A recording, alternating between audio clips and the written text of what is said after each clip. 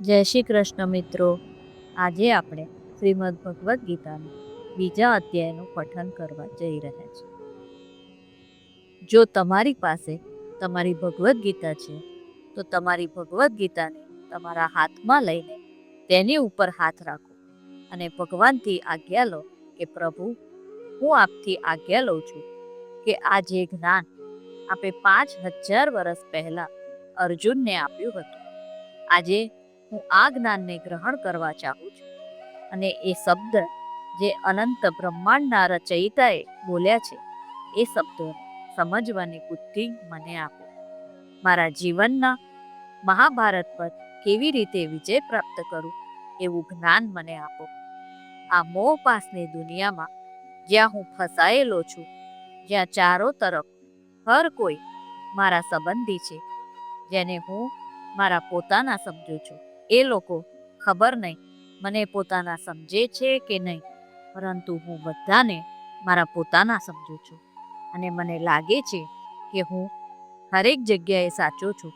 તો મારા આ ભ્રમને પણ દૂર કરો કે હું ક્યાં સાચો છું ને ક્યાં ખોટો છું.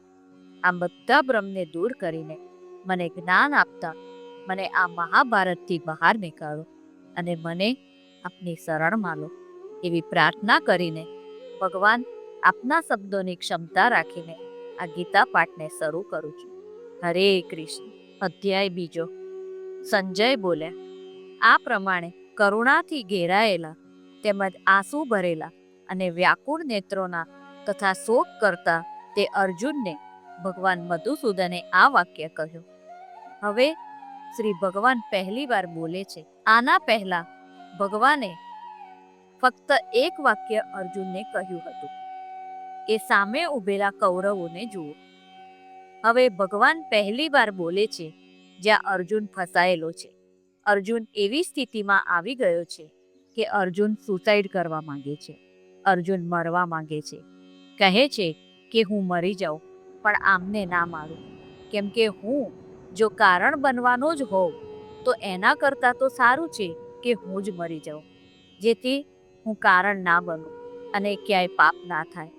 તો અહીં ભગવાન આ સ્થિતિમાં કહે છે, આ જે સ્થિતિ છે તેમાં આપણે પણ આપણા જીવનકાળમાં ઘણીવાર આવ્યા છીએ. તો હવે ભગવાનના એક એક શબ્દ બહુ ધ્યાનથી સાંભળજો.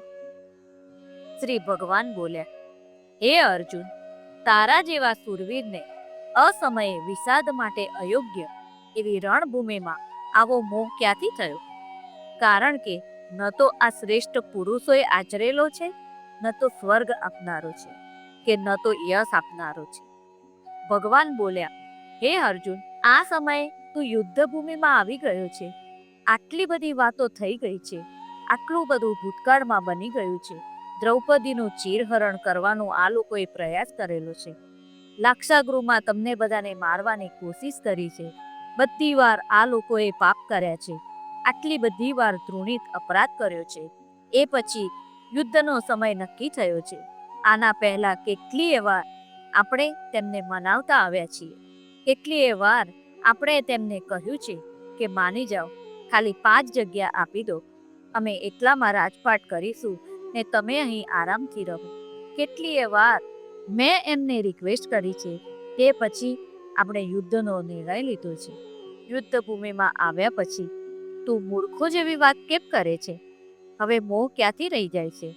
જે લોકો તને તારા પૂરા પરિવાર સાથે મારવાની સાજિશ રચે છે, જે લોકોએ જીવનભર તમને અપમાનિત કર્યા, તમારા હકથી વંચિત રાખ્યા, એ લોકો માટે તું મોહ બતાવે છે, અને એ પણ યુદ્ધ ભૂમિમાં. તો તને લાગે છે કે આ મોહ બતાવીને તને સ્વર્ગની પ્રાપ્તિ થશે? આથી હે પાર્થ, નપુંસકતાને વશ ન થા, તને એ શોભતી નથી. હે શત્રુઓને તપાવનાર, હૃદયની આ તુચ્છ દુર્બળતાને ત્યજીને યુદ્ધ માટે ઊભો થઈ જા. અર્જુન બોલ્યા, હે મધુસૂદન, રણભૂમિમાં હું બાણોથી કઈ રીતે ભીષ્મ પિતામહ અને દ્રોણાચાર્ય વિરુદ્ધ લડીશ? કેમ કે હે અરિસુદન, તેઓ બંને પૂજનીય છે. આપ લોકોને હું બતાવું, એક આપણા બધા માટે બહુ મોટી શિક્ષા છે. આપણા બધા માટે ઘણીવાર આપણે ખોટા ગુરુનો નિર્ણય કરીએ છીએ. આપણે ગુરુને અને આપણને એટલા માટે ખેંચાતા રહીએ છીએ કે આપણે એ સન્માન અને મોહમાં હોઈએ છીએ કે તેમણે આપણને જ્ઞાન આપ્યું છે, તેમણે આપણને પ્રેમ આપ્યો છે, તેમણે આપણને આશીર્વાદ આપ્યા છે. અહીં ભગવાન એ જ્ઞાન આપે છે કે જ્યારે ગુરુ કોઈ અધર્મના રસ્તે ચાલે ત્યારે ગુરુ કહેવાને લાયક ના રહે તો તે પણ તમારા વિરુદ્ધમાં આવી જાય છે. અર્જુન અહીં સાધારણ વ્યક્તિની વાત કરે છે કે હું પિતામહ ભીષ્મ, જેમણે મને આંગળી પકડીને ચાલતા શીખવાડ્યું, ગુરુ દ્રોણ, જેના લીધે હું આજે શિક્ષિત છું, આ ગાંડીવ લઈને ઊભો છું તો ગુરુ દ્રોણને લીધે ઊભો છું. તેમણે મને શિક્ષા આપી, તે મારા પૂજનીય છે, તેના ઉપર હું કેવી રીતે યુદ્ધ કરું? આ પ્રશ્ન ઘણીવાર આપણા મનમાં પણ આવે છે.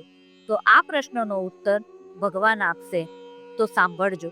માટે આ મહાનુભાવ ગુરુજનોને નહીં હણીને હું આ લોકમાં ભિક્ષાવૃત્તિ વડે જીવન નિર્વાહ કરવાનું પણ કલ્યાણકારી સમજું છું. કેમ કે ગુરુજનોને હણીને પણ આ લોકમાં લોહીથી ખરડાયેલા અર્થ અને કામરૂપ ભોગોને જ ભોગવીશ ને. વળી અમે એ પણ જાણતા નથી કે અમારા માટે યુદ્ધ કરવું કે ન કરવું એ બંનેમાંથી કયું શ્રેષ્ઠ છે, અથવા એ પણ નથી જાણતા કે તેમને અમે જીતીશું કે તેઓ અમને જીતશે. જેમને હણીને અમે જીવવા પણ માંગતા નથી, તે જ અમારા આત્મીય ધૃતરાષ્ટ્રના પુત્રો અમારી સામે યુદ્ધ માટે ઊભા છે. આથી કાયરતા રૂપી દોષને લીધે જેનો સ્વભાવ નાશ પામ્યો છે એવો તથા ધર્મની બાબતમાં મોહિત ચિત્ત થયેલો હું આપને પૂછું છું કે જે નિશ્ચિત રૂપે કલ્યાણકારી સાધન હોય તે મને કહો, કેમ કે હું આપનો શિષ્ય છું. માટે આપને શરણે આવેલા મને ઉપદેશ આપો. અહીં પહેલી વાર અર્જુને ભગવાનને જ્ઞાન આપવા માટે રિક્વેસ્ટ કરી છે. હું આપની જાણકારી માટે બતાવું કે અર્જુન ભગવાનના આ રૂપને ક્યારેય નહોતો જાણતો કે ભગવાન શ્રી કૃષ્ણ જ અનંત બ્રહ્માંડના રચયિતા છે. ભગવાનને તે મિત્રની જેમ જોતો હતો. નાનપણથી સાથે રમેલો, મારાથી વધારે જ્ઞાની, મારાથી વધારે બુદ્ધિમાન, બસ એટલું જ જાણતો હતો અર્જુન. કેમ કે અર્જુનને કેટલીય વાર સંકટોથી બચાવેલો ભગવાનને એ એક પ્રિય મિત્ર તરીકે જ જોતો હતો. અને એ રીતે જ ભગવાનને કહે છે કે આપ બતાવો હું શું કરું. અર્જુનને ખબર નહોતી કે એનો રથ ચલાવનાર બીજો કોઈ નહીં પણ અનંત બ્રહ્માંડના રચયિતા ભગવાન શ્રી કૃષ્ણ સ્વયં છે. કેમ કે પૃથ્વીનું નિષ્કંટક અને ધન ધાન્યથી સંપન્ન રાજ્ય તેમજ દેવતાઓનું આધિપત્ય પામીને પણ હું એવો ઉપાય નથી જોતો જે મારી ઇન્દ્રિયોને સુકાવનારા શોકને નિવારી શકે. સંજય બોલ્યા, હે રાજા, નિદ્રાને જીતનાર અર્જુન અંતર્યામી શ્રી કૃષ્ણ મહારાજ પ્રત્યે આમ કહીને પછી શ્રી ગોવિંદ ભગવાનને યુદ્ધ નહીં કરું એમ સ્પષ્ટ કહીને ચૂપ થઈ ગયા. હે ભરતવંશી ધૃતરાષ્ટ્ર, અંતર્યામી શ્રી કૃષ્ણ મહારાજ બંને સેનાઓની મધ્યે શોક કરતા અર્જુન પ્રત્યે મલકતા હોય એમાં વચન બોલ્યા. શ્રી ભગવાન બોલ્યા, હે અર્જુન, જેમના માટે શોક કરવો યોગ્ય નથી તેમના માટે તું શોક કરે છે અને જ્ઞાનીજનો જેવા વચનો બોલે છે, પરંતુ જેમના પ્રાણ જતા રહ્યા છે તેમના માટે કે જેમના પ્રાણ નથી ગયા તેમના માટે જ્ઞાનીજનોનો શોક નથી કરતા. હે અર્જુન, જે લોકો માટે શોક કરવા જેવો નથી એવા લોકો માટે તું શોક કરે છે. આ લોકો તેને લાયક જ નથી. વાતો તો તું બુદ્ધિશાળી વાળી, જ્ઞાનીઓ વાળી કરે છે, ભાવનાઓ વાળી કરે છે, પરંતુ જે બુદ્ધિશાળી લોકો હોય છે ને તે સંભાવમાં રહે છે. તે કોઈ વસ્તુ માટે શોક નથી કરતા. ના ખુશ થાય છે ના દુઃખી થાય છે. ધ્યાનથી સાંભળજો, આપ સર્વે માટે બહુ જ જરૂરી છે. પહેલી વાર ભગવાને સ્વયં કીધું છે, એને જિંદગીભર યાદ રાખજો. આ પહેલી વાર ભગવાન કૃષ્ણએ સ્વયં કીધું છે કે જો આપણા ઘરમાં આપણે ભગવાનની સેવા કરીએ છીએ, લડ્ડુ ગોપાલને શ્રી ઠાકોરજીની સેવા, ભગવાનની પૂજા કરીએ છીએ, ભગવાનથી વાતો કરીએ છીએ અને આપણે બધા આજે શ્રીમદ ભગવદ્ ગીતા સાંભળી રહ્યા છીએ, એ વાતોનું કારણ એ છે કે ભગવાને સ્વયં કીધું છે, તેને સત્યાપિત કરે છે. એ વાતને ફક્ત આ વાતને તમે સમજી લીધી. ફક્ત ભગવદ્ ગીતાના બીજા અધ્યાયની વાત આપ લોકોએ સમજી લીધી તો હું તમને સાચું કહું છું કે તમને જીવનમાં ક્યારેય કષ્ટ થશે જ નહીં. તો ભગવાન કહે છે, હું કોઈ કાળમાં ન હતો એવું નથી, તું ન હતો કે આ રાજાઓ ન હતા એવું પણ નથી, અને એવું પણ નથી કે હવે પછી આપણે બધા નહીં હોઈએ. તો ભગવાન કહે છે કે એવો એક પણ યુગ નથી કે જ્યાં તું નહોતો કે હું નહોતો કે બધા રાજાઓ નહોતા, અને એવો એક પણ યુગ ક્યારે નહીં હોય જ્યાં તું નહીં હોય, આ સમસ્ત રાજાઓ નહીં હોય ને હું નહીં હોય. ભગવાન કહે છે કે હર યુગમાં હું તો હોઈશ જ, ફક્ત એક તારા પુકારની આવશ્યકતા છે. તો આ વાતથી હું દાવાથી કહું છું કે કૃષ્ણ આજે પણ છે, આ સમયે પણ છે, અને હર પળે હર ક્ષણે છે. અમારી એક પુકારની આવશ્યકતા છે. તમે યકીન કરો, આ સમયે આપણે ગીતાનો પાઠ કરી રહ્યા છીએ તો એવું ના વિચારતા કે ભગવાન અહીંયા નથી. ભગવાન અહીંયા જ છે, વિરાજમાન છે, કેમ કે એમની આજ્ઞા વિના એક શબ્દ પણ મોંમાંથી નથી નીકળી શકતો. તો ભગવાન સ્વયં અહીં વિરાજમાન છે. આ ભગવાને શ્રીમદ ભગવદ્ ગીતામાં કહ્યું છે કે એવી કોઈ ક્ષણ નથી, કોઈ યુગ નથી, કોઈ સમય નથી કે જ્યાં હું નથી, હું સર્વત્ર છું. તો આ વાત યાદ રાખજો, ભગવાન હર સમય આપણી સાથે જ છે. જેમ જીવાત્માને આ શરીરમાં બાળપણ, યુવાની અને વૃદ્ધાવસ્થા પ્રાપ્ત થાય છે, તે જ પ્રમાણે બીજા શરીરની પ્રાપ્તિ થાય છે. એ બાબતમાં ધીર પુરુષ મોહિત થતો નથી. હે કુંતી પુત્ર, ઠંડી, ગરમી અને સુખ દુઃખ દેનારા ઇન્દ્રિયો સાથેના વિષયોના સંયોગો તો ઉત્પત્તિ વિનાશશીલ છે, અનિત્ય છે. માટે હે ભારત, તેમને તું સહન કર. આ જે શરદી, ગરમી, દુઃખ સુખ છે ને, એ શરીરના છે. આ બધું તમારી ઇન્દ્રિયો મહેસૂસ કરે છે, તમારી આત્માથી તેને કોઈ લેવા દેવા નથી. આ જે દુઃખ થાય છે ને, પીડા થાય છે ને, સુખ થાય, ખુશી થાય, એ ઇન્દ્રિયો છે. તમે ભાવુક થઈ જાઓ ને, આંખમાં આંસુ આવી જાય ને, એ ફક્ત ઇન્દ્રિયો છે. આ બધું ખાલી શરીરનું કામ છે. જ્યારે શરીર નહીં રહે અને આત્માથી મુક્ત થઈ જશે તો આત્માને કાંઈ જ મહેસૂસ થશે નહીં, કેમ કે આત્મા તો પરમાત્મા છે, તે ઇન્દ્રિયહીન છે. કેમ કે હે પુરુષ શ્રેષ્ઠ, દુઃખ સુખને સમાન સમજનાર જે ધીર પુરુષને આ ઇન્દ્રિયો સાથેના વિષયોના સંયોગો વ્યાકુળ નથી કરતા, તે મોક્ષને પાત્ર થાય છે. જ્યારે આપણે વાત કરીએ છીએ ને કે આપણને મોક્ષ કેવી રીતે મળશે, તો મારા વિચારથી જે મને આપેલો ભગવાનનો સંદેશ મારી પાસે છે, જેને હું મોક્ષ સમજું છું, ગીતાને હું મારા હિસાબે જોઉં છું, તો જો ભગવાન મને જે કહેવા માંગે છે એવું મને લાગે છે, જે હું તમારી સાથે શેર કરું છું. મોક્ષ શું છે? મોક્ષ માટે લોકો જુદી જુદી માન્યતાઓ ધરાવે છે કે મોક્ષ આવી રીતે હોય છે. દેખો, ભગવાને માત્ર એક વાક્યમાં મોક્ષનું વર્ણન કરી દીધું છે કે મોક્ષ શું છે. ભગવાન કહે છે કે જે દુઃખમાં દુઃખી ના થાય, સુખમાં સુખી ના થાય, જેનો પોતાની ઇન્દ્રિયો પર પૂરો વશ હોય, જેને કોઈ પણ પ્રકારની કોઈ ભાવના સ્પર્શ નથી કરી શકતી, પછી ચાહે કે દુઃખ કેટલું પણ મોટું આવી જાય તે વિચલિત નહીં થાય, ચાહે સુખ કેટલું પણ મોટું આવે એ પ્રસન્ન નહીં થાય. જો આ સ્થિતિમાં આવી જાય છે, સંભાવની સ્થિતિમાં આવી જાય છે, સ્વીકાર્ય ભાવનાની સ્થિતિમાં આવી જાય છે, બધાને એક સરખા જ જુએ છે, દુઃખને પણ ને સુખને પણ, તો આપનો જીવિત રહીને મનુષ્ય શરીરમાં રહીને પણ મોક્ષ પ્રાપ્ત થઈ જાય છે. તો મોક્ષ આપણા હાથમાં છે. ભગવાન કહે છે મોક્ષ આપ જીવતા જીવ પ્રાપ્ત કરી શકો છો. મોક્ષ માટે મરવું જરૂરી નથી. અસત પદાર્થની સત્તા નથી અને સતનો અભાવ નથી.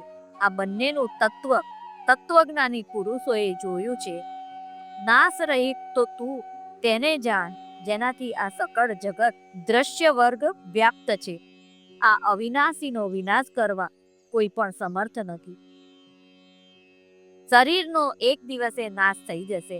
જો આપણે જોઈ રહ્યા છીએ તે હરેક ચીજનો એક દિવસે નાશ થઈ જશે. જો તારી સામે ઊભો છે તે યોદ્ધાઓનો પણ એક દિવસે નાશ થઈ જશે. બધાની એક લિમિટ છે, બધાની એક ઉંમર છે, પરંતુ જે અવિનાશી છે, જેનો ક્યારેય નાશ નહીં થાય, એ તમારી અંદર વિરાજે છે.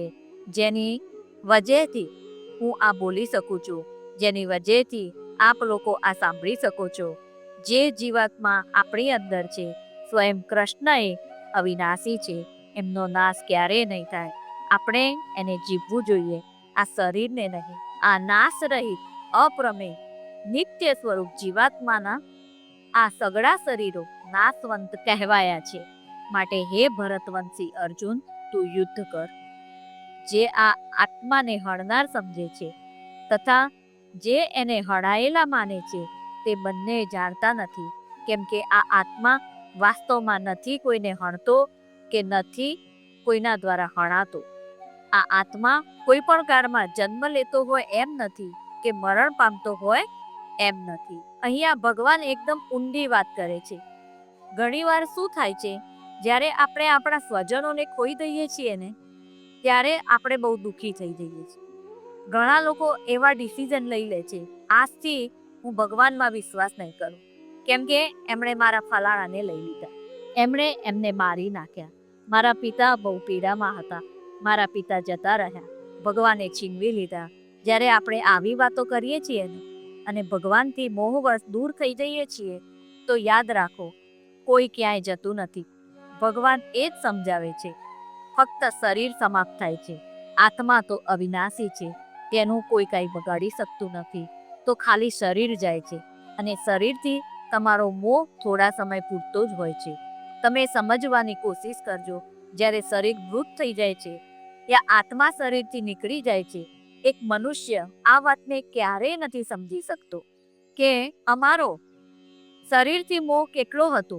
જ્યારે આત્મા શરીરથી નીકળી જાય છે અને શરીર મૃત થઈ જાય છે, તો આપણે 2 કલાક 4 કલાકમાં આપણે એ મૃત શરીરને ઉઠાવીને તેનો અંતિમ સંસ્કાર કરી દઈએ છીએ. અગર આપણને તેનાથી મોહ હોત, તેનાથી પ્રેમ હોત, તો આપણે ક્યારેય તેનો અંતિમ સંસ્કાર કરત નહીં. આપણે તેને આપણી પાસે રાખત. આપણને તેનાથી મોહ ક્યારેય હતો જ નહીં, પરંતુ આપણે ભ્રમમાં હતા કે આપણને તેનાથી મોહ છે. આપણને મોહ હતો તેના અંદરની આત્માથી, અને એ અંદરની આત્મા શું છે? એ જ પરમાત્મા છે.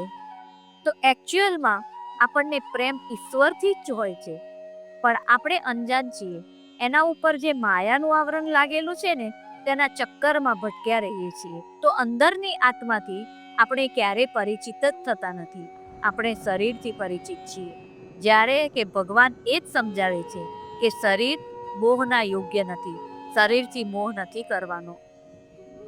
યદિ શરીરથી મોહ હોત તો તમે વિચારો કે કોઈ કદી તેના સ્વજનોના અંતિમ સંસ્કાર ના કરત, તેને હંમેશા તેની પાસે જ રાખત. તેમજ ઉત્પન્ન થઈને ફરીથી સત્તાવાન થતો હોય એમ પણ નથી, કારણ કે તે અજન્મા, નિત્ય, શાશ્વત અને પુરાતન છે.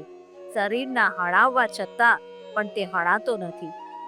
હે પાર્થ, જે પુરુષ આ આત્માને નાશ રહિત, નિત્ય, અજન્મા તેમજ અવ્યય જાણે છે, તે પુરુષ કઈ રીતે કોઈને હણાવે છે અને કઈ રીતે કોઈને હણે છે? જ્યારે ખબર છે કે આત્મા ક્યારે મરતો નથી, તો કેવી રીતે કોઈને મરાવી શકે છે?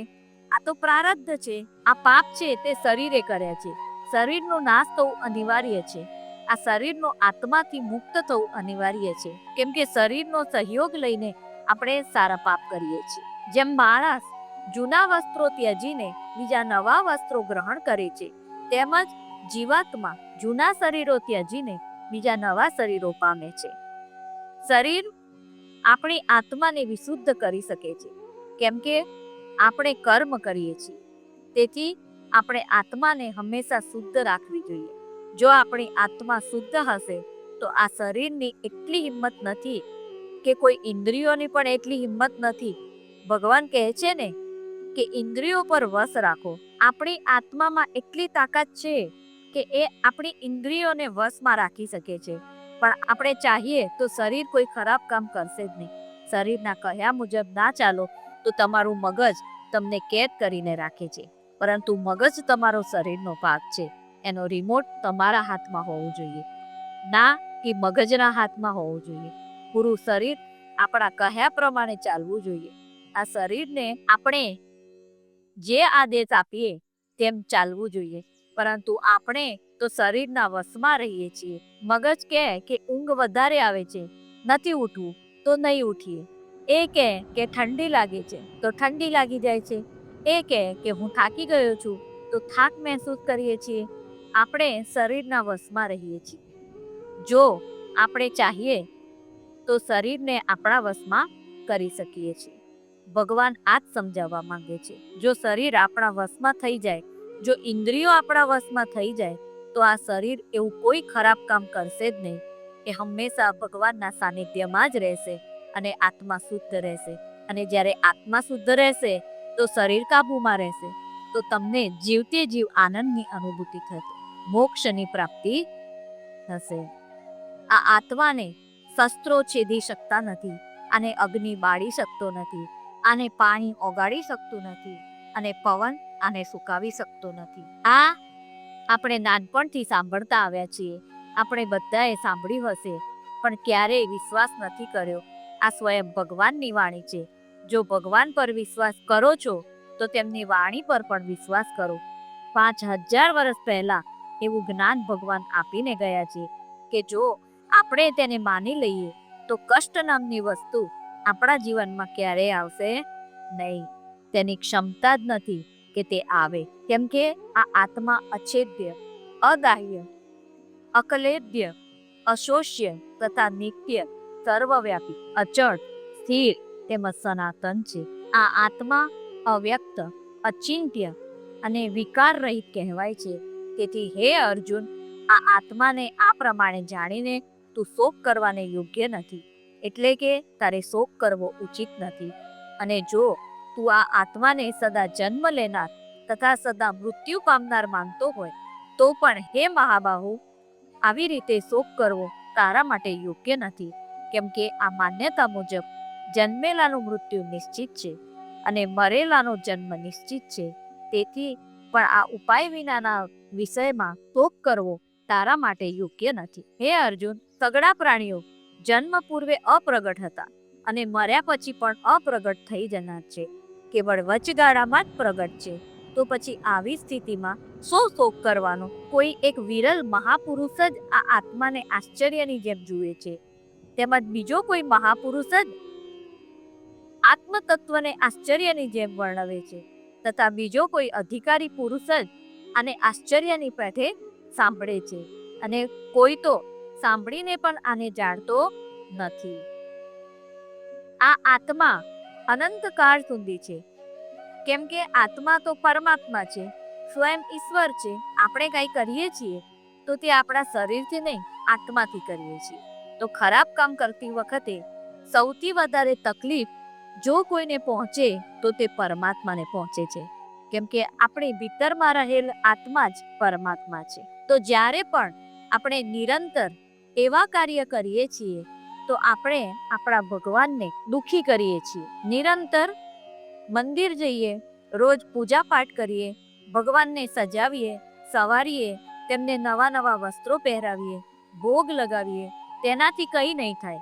એ થશે તો આત્માને સુખ આપવાથી થશે. આપણી આત્માને અને બીજાની આત્માની અંદર બિરાજમાન જે ઈશ્વર છે તેને સુખ આપશો તો તમે યકીન માનો, તમારા પ્રેમથી એ પોશાક પહેરશે, તમારા ભાવથી એ ભોગ લગાવશે.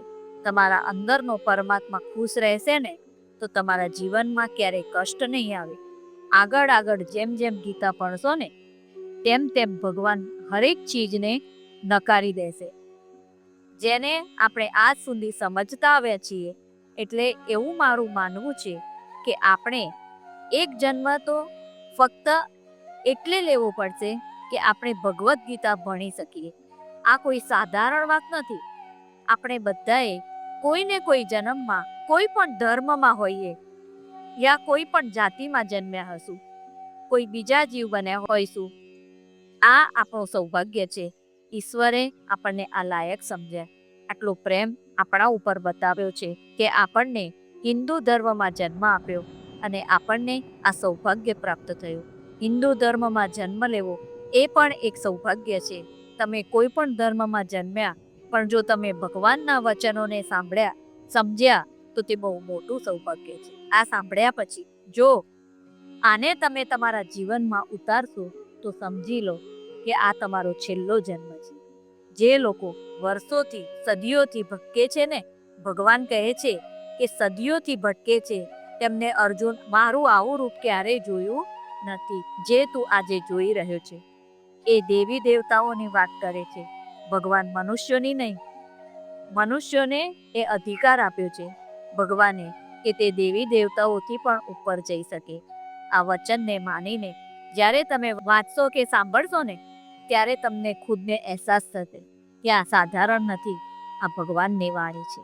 એ અર્જુન, આ આત્મા સૌના શરીરમાં હંમેશા અવધ્ય છે, કારણ કે તારે સમસ્ત પ્રાણીઓ માટે શોક કરવો ઉચિત નથી. વળી સ્વધર્મને જોતા પણ તારે ભય પામવો ન જોઈએ, કેમ કે ક્ષત્રિય માટે ધર્મયુક્ત યુદ્ધથી વધીને બીજું કોઈ કલ્યાણકારી કર્તવ્ય નથી.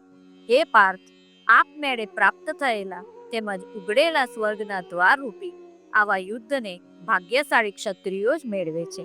એક યોદ્ધા બહુ ભાગ્યશાળી હોય છે જ્યારે તેને જીવનમાં કોઈ તેને યુદ્ધ લડવા માટે જવું પડે છે. એક સૈનિક તેનું પૂરું જીવન બંદૂકો સાફ કરવામાં, શસ્ત્રો સાફ કરવામાં લગાવી દે છે, પણ તેને યુદ્ધ કરવાનો મોકો મળતો નથી. પણ જ્યારે યુદ્ધમાં જવા મળે અને લડતા લડતા એ માર્યો જાય છે, ત્યારે તેને વીર ગતિ પ્રાપ્ત થાય છે. તે શહીદ અમર થઈ જાય છે. તેણે પરમધામને પ્રાપ્ત કરી લીધું, કેમ કે તે તેનું કર્મ કરતા કરતા ગયો છે. અને જો જીવિત રહે તો વિજયી થઈ જાય છે, તો વિજયનો ઉદ્ઘોષ થાય છે, તેનું સન્માન થાય છે. તો તે એવો જીવ છે જેણે તેનો કર્મ ઈમાનદારીથી નિભાવ્યો. તો ભગવાન અર્જુનને તેની ભાષામાં તેના હિસાબથી સમજાવે છે. આમ છતાં પણ જો તું આ ધર્મયુક્ત યુદ્ધ નહીં કરે તો સ્વધર્મ અને કીર્તિને ગુમાવીને પાપને પામીશ. એટલું જ નહીં, બધા લોકો ઘણા લાંબા કાળ સુધી રહેનારી તારી અપકીર્તિ પણ કહેશે, અને ગૌરવશાળી પુરુષ માટે અપકીર્તિ મરણથી અધિક છે. જો તું ભાગી ગયો કે મૃત્યુને પ્રાપ્ત થયો, તે સુસાઇડ કરી લીધું, તો લોકો અપમાન કરશે. જે લોકો આત્મહત્યા કરી લે છે ને, તો લોકો ભલે તેના ઘરે જઈને તેમના પરિવારવાળાઓને સાંત્વના આપે છે કે કેમ કર્યું, કેવી રીતે કર્યું, થોડીક દિલગીરી બતાવે છે, પણ અંતર્મનથી એ બધા લોકો બોલતા હોય છે કે બહુ બેવકૂફ ઇન્સાન હતો, બહુ ઓછી વિચારસરણીવાળો હતો, મરવાની જરૂરત શું હતી, આ કૃત્યને ક્યારેય માફ ના કરી શકાય. મનમાં આમ જ વિચારતા હોય છે. ભલે તેના પરિવારને સાંત્વના આપી આવે, પણ મનમાં તો એમ જ વિચારે છે કે બહુ બેકાર વ્યક્તિ હતો, કે એણે સુસાઇડ જેવું પગલું ભર્યું, કાયર હતો, ડરપોક હતો. તો આ વાત ભલે તેના પરિવાર ના સાંભળે, પણ તેની આત્મા તો સાંભળશે જ ને. મૃત્યુ પછી તારા અતુલનીય પ્રભાવને લીધે જેઓ તને ઘણા સન્માનની દ્રષ્ટિએ જોતા આવ્યા છે, તેમની દ્રષ્ટિમાં તું તુચ્છતાને પામીશ. તે મહારથીઓ તને ભયને લીધે યુદ્ધથી વિમુખ થયેલો માનશે. તારા વેરીઓ તારા સામર્થ્યની નિંદા કરતા તને ઘણા બધા ન કહેવા જેવા વચનો પણ કહેશે. એનાથી વધારે દુઃખ બીજું શું હશે? કાં તો તું યુદ્ધમાં હણાઈને સ્વર્ગ પામીશ, અથવા તો સંગ્રામમાં જીતીને ભૂમંડળનું રાજ્ય ભોગવીશ. માટે હે અર્જુન, તું યુદ્ધ માટે નિશ્ચય કરીને ઊભો થઈ જા. જય પરાજય, લાભ હાનિ અને સુખ દુઃખને સમાન સમજ્યા પછી યુદ્ધ માટે કટિબદ્ધ થઈ જાય. આ પ્રમાણે યુદ્ધ કરવાથી તું પાપને પામીશ નહીં. હે પાર્થ, આ બુદ્ધિ તારે માટે જ્ઞાન યોગના વિષયમાં કહેવામાં આવી, અને હવે તું તેને કર્મયોગના વિષયમાં સાંભળ. જે બુદ્ધિથી યુક્ત થયેલો તું કર્મના બંધનને સારી પેટે ત્યજી દઈશ, એટલે કે કર્મ બંધનમાંથી છૂટી જઈ. આ કર્મયોગમાં આરંભનો અર્થાત બીજનો નાશ નથી, અને પ્રત્યવ્યય દોષ અર્થાત અવળા ફળરૂપી દોષ પણ નથી, બલકે આ કર્મયોગ રૂપી ધર્મનું થોડું પણ આચરણ જન્મ મૃત્યુ રૂપી મહાન ભયમાંથી ઉગારે છે. હે અર્જુન, આ કર્મયોગમાં નિશ્ચયાત્મિકા બુદ્ધિ એક જ હોય છે, જ્યારે અસ્થિર વિચારના વિવેકહીન સકામ માણસોની બુદ્ધિઓ ખરેખર ઘણા પ્રકારની અને અપાર હોય છે. હે અર્જુન, જેઓ ભોગોમાં તન્મય થયેલા છે, તેઓ કર્મફળના પ્રશંસક વેદ વાક્યોમાં જ પ્રીતિ સેવે છે. જેમની બુદ્ધિમાં એકમાત્ર સ્વર્ગ જ પરમ પ્રાપ્ય વસ્તુ છે, અને જેઓ સ્વર્ગથી ચડિયાતું બીજું કશું જ નથી, એમ બોલનારા છે એવા અવિવેકી માણસો આ પ્રકારની પુષ્પિત એટલે કે માત્ર સાંભળવામાં જ મધુર અને મનોહર વાણી બોલ્યા કરે છે કે જે જન્મરૂપી કર્મફળ દેનારી તેમજ ભોગ તથા ઐશ્વર્યની પ્રાપ્તિ અર્થે વિવિધ જાતની ઘણી બધી ક્રિયાઓનું વર્ણન કરનારી છે. તે વાણી દ્વારા જેમનું ચિત્ત હરાયેલું છે, જેઓ ભોગ અને ઐશ્વર્યમાં અત્યંત આસક્ત છે, એવા માણસોને પરમાત્મામાં નિશ્ચયાત્મિકા બુદ્ધિ નથી હોતી. હે અર્જુન, વેદો ઉપર જણાવ્યા અનુસાર ત્રણેય ગુણોના કાર્યરૂપ સગળા ભોગો તથા એમના સાધનોનું પ્રતિપાદન કરનારા છે. માટે તું એ ભોગો અને તેમના સાધનોમાં આસક્તિ રહિત અને હરખ શોક વગેરે દ્વંદ્વોથી રહિત બનીને નિત્ય વસ્તુ પરમાત્મામાં સ્થિર થઈ જાય. તેમજ યોગક્ષેમને ન ઈચ્છનારા એટલે કે શરીર નિર્વાહની ચિંતા પણ ન કરનારા તથા સ્વાધીન અંતઃકરણનો અર્થાત જીતેન્દ્રિય થા. બધી જ બાજુથી ભરપૂર જળાશય મળી જતા નાનકડા જળાશયના મનુષ્યનું જેટલું પ્રયોજન રહે છે, બ્રહ્મને તત્વથી જાણનાર બ્રાહ્મણનું સગળા વેદોમાં એટલું જ પ્રયોજન રહે છે. અર્થાત જેમ મોટું જળાશય પ્રાપ્ત થઈ જતા જળ માટે નાના જળાશયોની જરૂરત રહેતી નથી, તેમજ બ્રહ્માનંદની પ્રાપ્તિ થતા આનંદ માટે વેદોક્ત કર્મોની ફળરૂપી ભોગોની જરૂરત રહેતી નથી. ભગવાન કહે છે કે તું તારા સારા કર્મ ફળને ત્યાગ કરી દે, નિષ્કામ ભાવથી તારા ધર્મને નિભાવ. તારો કર્મ કરવામાં જ અધિકાર છે, એના ફળોમાં કદીએ નહીં. માટે તું કર્મોના ફળનો હેતુ થામાં, અર્થાત ફલાપેક્ષાથી રહિત થઈને કર્તવ્ય બુદ્ધિથી કર્મ કર તથા તારી કર્મ ન કરવામાં પણ આસક્તિ ન થાવ. તું જે કર્મ કરે છે તેના પર તારો અધિકાર છે. ફળમાં ક્યારેય નહીં એ મનુષ્ય ક્યારેય નથી સમજી શકતો. આપણે કેટલું એ કર્મ કરી લઈએ, પણ શું ફળ હંમેશા આપણી ઈચ્છા અનુસાર આવે છે? ક્યારેય નહીં. કેમ કે ફળ આપણું કામ જ નથી. ફળ આપવા વાળો ઈશ્વર છે. જો આપણે પહેલા જ જાણી લઈએ ફળ આપણા હાથમાં નથી, તો ભગવાન કહે છે કે કર્મણ્યેવાધિકારસ્તેષુ મા ફલેષુ કદાચન. કર્મ કર, ફળની ચિંતા ના કર. જો પહેલાથી જ જાણતા હોઈએ તો આપણે આપણા કર્મ ભગવાનને સમર્પિત કરી દઈએ, અને ભગવાનને સમર્પિત કરી દીધા તો આપણને ફળની ચિંતા નહીં થાય. અને ચિંતા જ નહીં રહે તો કર્મ કરવાવાળા અને ફળ દેવાવાળા બંને સ્વયં ભગવાન છે. તો પછી બધું સારું જ થવાનું છે ને. હે ધનંજય, તું આસક્તિ ત્યજીને તથા સિદ્ધિ અને અસિદ્ધિમાં સમબુદ્ધિ રાખીને યોગમાં સ્થિત થઈ કર્તવ્ય કર્મો કર. સમત્વ એ જ યોગ કહેવાય છે. આ સમત્વ રૂપ બુદ્ધિ યોગ કરતા સકામ કર્મ ઘણું જ નીચલી કક્ષાનો છે. માટે હે ધનંજય, તું સમબુદ્ધિમાં જ રક્ષણનો ઉપયોગ શોધ, અર્થાત બુદ્ધિ યોગનો જ આશરો લે. કેમ કે ફળનો હેતુ બનનારા અર્થાત ફલાપેક્ષી જનો દયાને પાત્ર છે. સમબુદ્ધિયુક્ત માણસ પુણ્ય અને પાપ બેને આ લોકોમાં ત્યાગી દે છે, તેમનાથી મુક્ત થઈ જાય છે. માટે તું સમત્વરૂપ યોગમાં જોડાઈ જા. આ સમત્વરૂપ યોગ એ જ કર્મોમાં કુશળતા છે, અર્થાત કર્મ બંધનમાંથી છૂટવાનો ઉપાય છે. કેમ કે સમબુદ્ધિથી યુક્ત જ્ઞાનીજનો કર્મોથી ઉત્પન્ન થનાર ફળનો ત્યાગ કરીને જન્મરૂપી બંધનથી મુક્ત થઈ નિર્વિકાર પરમપદને પામે છે. જો મનુષ્ય તેના કર્મો ભગવાનને સોંપી દેશે, કોઈ પણ કર્મ કરતા પહેલા કહેશે કે ભગવાન આ કર્મ આપે જ કરવાનું છે, અને ફળની કોઈ અપેક્ષા નહીં રાખે, ચાહે સુખ આવે યા દુઃખ આવે. એને સંભાવમાં લેશે આ ભગવાને કર્મ કર્યું છે તો આ ભગવાનનું જ સુખ દુઃખ છે. તો આવા સંભાવમાં આવી જવા વાળો વ્યક્તિ કર્મ બંધનથી છૂટી જાય છે. કેમ કે હવે તે કર્મ તો કરતો જ નથી, કર્મ તો ભગવાન કરે છે. તેણે બધા કર્મો ભગવાનને સમર્પિત કર્યા છે. તો આવો વ્યક્તિ જીવિત રહીને પણ કર્મ બંધનથી છૂટી જાય છે અને પરમ પદને પ્રાપ્ત કરે છે. જ્યારે તારી બુદ્ધિ મોહરૂપી કળણને સારી રીતે ઓળંગી જશે, તે વખતે તું સાંભળેલા અને સાંભળવા બાકી રહેલા આ લોક તેમજ પરલોક સંબંધી બધાએ ભોગો પ્રત્યે વૈરાગ્ય પામે. જાત જાતના વચનો સાંભળવાને લીધે વિચલિત થયેલી તારી બુદ્ધિ જ્યારે પરમાત્મામાં અચળ અને સ્થિર ભાવે સ્થાયી થઈ જશે ત્યારે તું યોગને પામીશ, અર્થાત તારો પરમાત્મા સાથે નિત્ય સંયોગ થઈ જશે. ભગવાન કહે છે કે આજ સુધી આપણે જે જ્ઞાન પ્રાપ્ત કર્યું છે ને, આપણા પૂર્વજોથી, સમાજથી, દોસ્તોથી, વેદોથી, શાસ્ત્રોથી, પુસ્તકોથી, ગુરુજનોથી, બધાથી જે જ્ઞાન પ્રાપ્ત કર્યું છે ને તેને શૂન્ય કરી દે, તેને છોડી દે અને જે હું કહું છું ને તેને નવેસરથી ધારણ કર.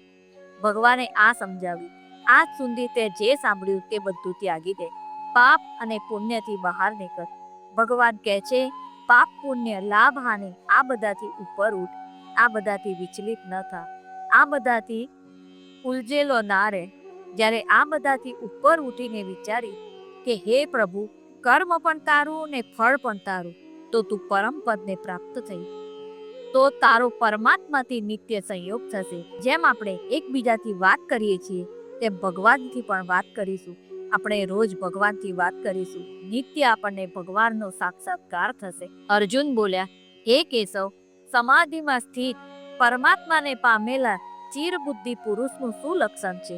તે સ્થિર બુદ્ધિ પુરુષ કેવી રીતે બોલે છે, કેવી રીતે બેસે છે તથા કેવી રીતે ચાલે છે, અર્થાત તેના આચરણ કેવા હોય છે? શ્રી ભગવાન બોલ્યા, હે પાર્થ, જે વખતે આ પુરુષ મનમાં રહેલી સઘળી કામનાઓને સમ્યક રીતે ત્યજી દે અને આત્મામાં જ સંતુષ્ટ રહે છે ત્યારે તે સ્થિત પ્રજ્ઞ કહેવાય છે. દુઃખોની પ્રાપ્તિ થતા જેના મનમાં ઉદ્વેગ નથી થતો, સુખો મળતા જે સંપૂર્ણપણે નિષ્ક્રિય હોય છે તથા જેના રાગ, ભય અને ક્રોધ નાશ પામે છે, એવો મુનિ સ્થિર બુદ્ધિ કહેવાય છે.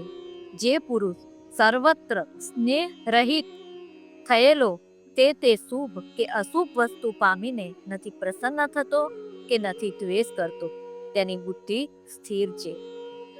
કાચબો બધી બાજુથી પોતાના અંગોને જેમ સંકોરી લે છે, તેમજ જ્યારે આ પુરુષ ઇન્દ્રિયોના વિષયોથી ઇન્દ્રિયોને સર્વ પ્રકારે ખેંચી લે છે ત્યારે તેની બુદ્ધિ સ્થિર છે એમ સમજવું. ઇન્દ્રિયો દ્વારા વિષયોને ગ્રહણ ન કરનાર પુરુષનાએ માત્ર વિષયો તો નિવૃત્ત થઈ જાય છે, પરંતુ એમના પ્રત્યેની આસક્તિ નિવૃત્ત થતી નથી. જ્યારે આ સ્થિત પ્રજ્ઞ પુરુષની તો આસક્તિ પણ પરમાત્માનો સાક્ષાત્કાર કરીને નિવૃત્ત થઈ જાય છે, અર્થાત પરમાત્માનો સાક્ષાત થવાને લીધે તેની સંસાર પ્રત્યે લેશ માત્ર આસક્તિ રહેતી નથી. હે કુંતી પુત્ર, આસક્તિનો નાશ ન થવાને લીધે મંથન કરી નાખવાના સ્વભાવની આ ઇન્દ્રિયો યત્ન કરતા બુદ્ધિમાન મનુષ્યના મનને પણ પરાણે હરી લે છે. આપણી જે ઇન્દ્રિયો છે ને એ આપણા મનને ભટકાવે છે, આપણને ખરાબ આચરણ કરવા માટે પ્રેરિત કરે છે. મન હંમેશા આપણાથી રમત રમે છે. આપણા જીવનમાં ઘણી બધી ચીજો એવી હશે જે ક્યારેય નહીં બની હોય, છતાં મન એ વિચારતું રહે છે કે આવું થશે તો આમ થશે ને તેવું થશે તો તેમ થશે, અને તે વિચાર આપણને બીવડાવતું રહે છે. હંમેશા એવું કંઈ થશે નહીં, પણ તમારું મન તમને હંમેશા ડરાવતું રહેશે. નાની વસ્તુઓમાં ઈચ્છા આવી જશે, એ ચીજ કંઈ કામ આવે એવી પણ નહીં હોય, પણ ઈચ્છા આવી જશે. આ ઈચ્છા થોડી ક્ષણ માટે ટકશે. અગર તમારા મગજમાં ઈચ્છા થઈ કે મોટી કાર લેવી છે, બહુ મોટી કાર લેવી છે, તમારી આસક્તિ તેમાં છે, તમે ઘણા મહિનાઓથી પૈસા ભેગા કરી રહ્યા છો કાર લેવા માટે, પણ યકીન કરો જ્યારે તમે તે કાર ખરીદી લેશો તેના 15 દિવસ, મહિના, 2-4 મહિનામાં તમારો મોહ પૂરો થઈ જશે. પછી તમને તેનાથી એ મોટી કાર લેવાની ઈચ્છા થશે. તો જોવા જઈએ તો કોઈ પણ એવી વસ્તુ નથી કે જેમાં મોહ હંમેશા રહે છે, કેવળ ઈશ્વરના સિવાય. ખાલી ઈશ્વર જ છે જ્યાં તમારો મોહ સ્થિર રહે છે. માટે સાધક માટે જરૂરી છે કે પોતે એ સમસ્ત ઇન્દ્રિયોને વશમાં કરી સમાહિત ચિત્ત થયેલો મારા પરાયણ થઈને ધ્યાનમાં બેસે. કેમ કે જે પુરુષની ઇન્દ્રિયો વશમાં હોય છે તેની જ બુદ્ધિ સ્થિર થાય છે. વિષયોનું ચિંતન કરનારા પુરુષને તે વિષયોમાં આસક્તિ જન્મે છે. આસક્તિથી તે વિષયોની કામના ઉત્પન્ન થાય છે. અને કામનામાં વિઘ્ન આવવાથી ક્રોધ જન્મે છે. ક્રોધથી ઘણી મૂઢતા આવે છે. મૂઢતાથી સ્મૃતિમાં ભ્રમ ઊભો થાય છે. સ્મૃતિમાં ભ્રમ ઊભો થવાથી બુદ્ધિ અર્થાત જ્ઞાન શક્તિનો નાશ થઈ જાય છે. અને બુદ્ધિનો નાશ થવાથી એ પુરુષનું પોતાની સ્થિતિથી પતન થઈ જાય છે. તો જન્મ ક્યાંથી લીધો? ઈચ્છાઓથી. પહેલા વિષય આવ્યો, પછી ઈચ્છા આવી. ઈચ્છા પૂરી ના થવા પર ક્રોધ આવ્યો. ક્રોધ જ્યારે વધી ગયો તો યાદદાસ્ત ગઈ. જ્યારે યાદદાસ્ત ગઈ તો તમે જ્ઞાનહીન થઈ ગયા.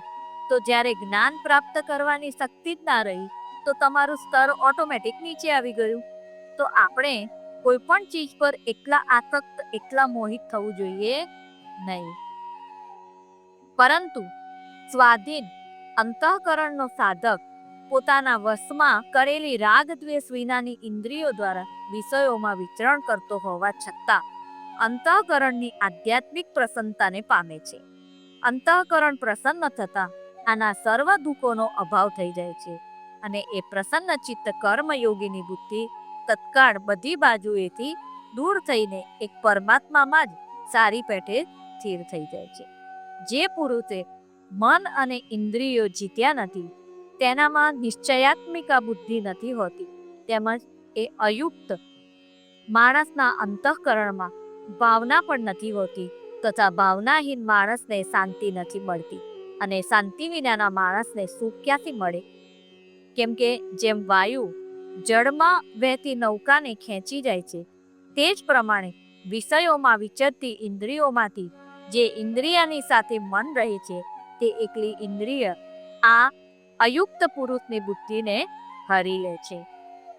જો તમે ઇન્દ્રિયોને થોડી પણ છૂટ આપી દો તો તમારું મન પણ તેની સાથે થઈ જશે. તો ઇન્દ્રિયોને વધારે બળ મળી જશે. જો આપણું મન તેને પંપાડશે તો પછી તમારી બુદ્ધિ કોઈ જ કામની રહેશે નહીં. જ્યારે તમે કોઈ ખોટું કરો છો તો તમારી લાલસાને તમારું મન પૂરેપૂરું સાથ આપે છે, કેમ કે મન પર વિજય પ્રાપ્ત થઈ જાય છે. એકવાર મન ચેતવે છે કે ના કર, પણ તેની પર વિજય પ્રાપ્ત કરી લે છે કે ચાલો કરી લઈએ, પછી જોઈ લઈશું જે થશે. તો આવો વિચાર આવવાથી આપણી બુદ્ધિ કામ કરતી બંધ થઈ જાય છે. તેથી હે મહાબાહુ, જે પુરુષને ઇન્દ્રિયોના વિષયોથી સર્વપ્રત પ્રાણીઓ માટે જે રાત્રિ સમાન છે તે નિત્ય જ્ઞાન સ્વરૂપ પરમાનંદની પ્રાપ્તિમાં ચિત્ત પ્રજ્ઞ યોગી જાગે છે. અને જે નાશવંત સાંસારિક સુખની પ્રાપ્તિમાં સગડા પ્રાણીઓ જાગે છે, પરમાત્માના તત્વને જાણનાર મુનિ માટે તે રાત્રિ સમાન છે. જે પ્રમાણે બધી બાજુથી ભરપૂર અચળ પ્રતિષ્ઠાવાળા સમુદ્રમાં અનેક નદીઓના પાણી તેને વિચલિત કર્યા વિના જ સમાઈ જાય છે, એ જ પ્રમાણે સર્વ ભોગો જે સ્થિત પ્રજ્ઞ પુરુષમાં કોઈ પણ પ્રકારનો વિકાર ઉત્પન્ન કર્યા વિના જ સમાઈ જાય છે, તે જ પુરુષ પરમ શાંતિને પામે છે, ભોગોને ઈચ્છનારો નહીં. જે પુરુષ સગડી કામનાઓ છોડીને મમતા વિનાનો, અહંકાર વિનાનો અને સ્પૃહા વિનાનો થઈને વિચારે છે, તે જ શાંતિને પામે છે, અર્થાત તે શાંતિને પામેલો છે. હે પાર્થ, આ બ્રહ્મને પામી ચૂકેલા પુરુષની સ્થિતિ છે. આને પામીને યોગી કદી મોહિત નથી થતો અને અંતકાળે પણ આ બ્રાહ્મી સ્થિતિમાં સ્થિત થઈને બ્રહ્માનંદને પામી જાય છે. આવો વ્યક્તિ હંમેશા સંભાવમાં રહે છે. હર પળ હું તેની સાથે રહું છું. જ્યાં ઈશ્વર રહે છે ત્યાં